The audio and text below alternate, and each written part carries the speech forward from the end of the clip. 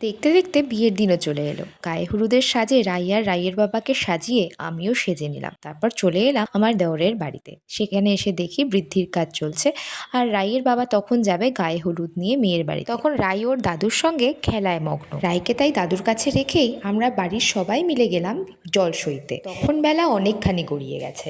যাই হোক, সব ননদেরা বৌদিরা মিলে খুব আনন্দ করতে করতেই জল সয়ে নিয়ে ফিরলাম।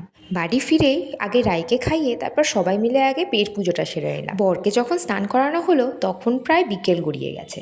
যাই হোক, এরপর ঝটপট করে রাইকে আর ওর বাবাকে রেডি করিয়ে 7টার মধ্যে রেডি হতে আমার তো একেবারে দমবন্ধ অবস্থা। যাই হোক, 7 তাড়াতাড়ি বরকে নিয়ে কনের বাড়িতে পৌঁছতে বরকে বসিয়ে দেওয়া হলো বিয়ের আসরে। কিন্তু মুশকিলটা হলো এরপর কয়েকটা স্টলে উকি মারতে না মারতেই দেখি রায়ের গায়ে ধুম জ্বর। কোনো মতে রাতের খাবারটা সেরে নিয়ে আমরা তাড়াতাড়ি বেরিয়ে পড়লাম বাড়ির উদ্দেশ্যে। মণ্ডপে তখন বরকনের সুখময় জীবনের আরাধনা চলছে।